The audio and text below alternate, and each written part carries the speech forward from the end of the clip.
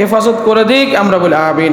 তাহলে আজকে যে দুটো বিষয় নিয়ে আমরা কোরআন হাদিসে যেটা সাংঘর্ষিক বিষয়, যেটা আমাদের মুসলিম মা বোনদেরকে আমাদের সচেতন করতে হবে, আমরা মসজিদ থেকে মেসেজগুলো, হাদিসগুলো, কোরআনগুলো আমরা শুনবো, বাড়িতে যে আমার স্ত্রী, পরিবার, পরিজন, মহিলারা যারা আছে তাদেরকে দাওয়াত পৌঁছাই দেব যে নারীবাদীরা তোমাদের অধিকারের নাম করে যাই দিতে চায়, তোমাদের পথভ্রষ্ট করে তোমাদের শয়তানের পথে যে তোমাদেরকে জাহান্নামে নিতে চায়, অতএব ওই ফাঁদে তোমরা কেউ পা দিবা না। প্রথমে একটা বিষয় আমরা দেখেন, এটা প্রথম বিষয়টা আমরা দেখি যে শ্রমিকের আইন সংশোধন করে যদি যৌন কর্মীদেরকে শ্রমিকের মর্যাদা দেয়া হয়, সমাজে অশান্তি কমবে না বাড়বে? বৈবাহিক জীবনে অশান্তি কমবে না বাড়বে? বাড়বে না? জিনা বেবিচার সমাজে কমবে না বাড়বে?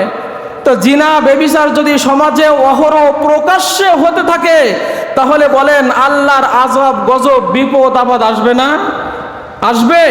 অথচ আল্লাহ সুবহানাহু ওয়া তাআলা বলেন ওয়ালা তাকরাবুজ জিনা ইন্নাহু কানা ফাহিশা ওয়া সাআ সাবিলা, খবরদার আমার বান্দারা, জিনার কাছে যাবা না, জিনার নিকটবর্তী তোমরা যাবা না। তাদের শ্রমিকের আইন সংশোধন করে শ্রমিকের মর্যাদা যদি দেয়া হয়, অবস্থাটা কি দাঁড়াবে কখনো চিন্তা করছেন? প্রকাশ্যে ওপেনে নারীদেরকে কোন পর্যায়ে তারা নিয়ে যেতে যাচ্ছে? বিবেকবান সচেতন মুসলিম প্রত্যেকটা জায়গায় তারা বসে আছে, কিন্তু কোনো কথা নাই। মুহাম্মদুর রাসূলুল্লাহ সাল্লাল্লাহু আলাইহি সাল্লাম বলেন, চারটা অবস্থায় মানুষের ঈমান থাকে না। একজন মানুষ যখন মদ পান করে তখন তার ঈমান থাকে না। একজন মানুষ যখন চুরি করে তখন তার ঈমান থাকে না। একজন মানুষ যখন ডাকাতি করে তখন তার ঈমান থাকে না। একজন মানুষ যখন জিনা করে, বিবাহ বহির্ভূত কাজ করে, তখন তার ঈমান থাকে না। তাহলে শ্রমিকের আইন সংশোধন করে যদি নারীবাদীরা যৌন কর্মীদেরকে শ্রমিকের মর্যাদা দেয়, তাহলে যুবকদের চরিত্র ধ্বংস সেখানে হবে না? যুবকরা কি করবে? জিনা বেবিচারে লিপ্ত হবে, টাকার বিনিময়ে জিনা বেবিচারে লিপ্ত হবে, তাদের ঈমানগুলো আস্তে আস্তে হারাবে। আমাদের বেঈমান বানানোর জন্য কতভাবে পায়তারা করতেছে, চিন্তা করছেন? এই জন্য মুহাম্মদুর রাসূলুল্লাহ সাল্লাল্লাহু আলাইহি ওয়াসাল্লাম বলেন, যখন মানুষ জিনায় লিপ্ত হয় তখন তার ঈমান বলে কিছু থাকে না। তাহলে আমাদের একজন মুসলিম ভাই, মুসলিম বোন যদি জিনা বেবিচার এরকম প্রকাশ্যে আপনার শ্রমিকের মর্যাদা পেয়ে যদি এই কাজে লিপ্ত হয়, তাহলে তার ঈমান বলতে কিছু থাকবে?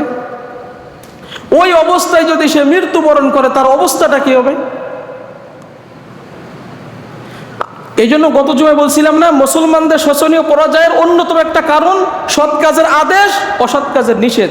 তো এইটা যে অসৎ কাজ, যারা ক্ষমতাসীন, ক্ষমতার চেয়ারে বসে আছে, তারা কখনো মুখ দিয়ে কখনো কথা বলতেছে না যে তোমরা নারীবাদীরা যে প্রস্তাবটা দিছো এটা চরম অন্যায়, কোরআন বিরোধী, হাদিস বিরোধী কাজ, ইসলাম বিরোধী কাজ, এটা গর্হিত কাজ, এটা অন্যায় কাজ, বলতেছে না।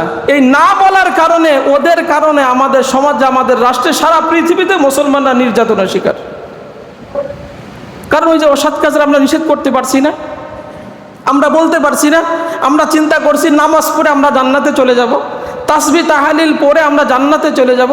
তাহলে মুহাম্মদুর রাসূলুল্লাহ সাল্লাল্লাহু আলাইহি সাল্লামের সাথে আবু জাহেলের কোনো সংঘর্ষ লাগতো না, ইব্রাহিম আলাইহিস সালামের সাথে নমরুদের কোনো সংঘর্ষ লাগতো না, মুসা আলাইহিস সালামের সাথে ফিরাউনের কোনো সংঘর্ষ ছিল না। যখনই দেখছে কোরআন বিরোধী, আল্লাহ বিরোধী কাজ, সাথে সাথে নবীরা প্রতিবাদ করছে, এটা করা যাবে না, এটা করতে হবে। আপনারা আমার ভাই, আপনারা আমার বোন, আপনাদের ঈমান নষ্ট হবে, আমরা চোখ বন্ধ করে থাকবো, মুখ বন্ধ করে থাকবো, আপনাদের সচেতন করবো না, এমনটা কখনো হতে পারে না।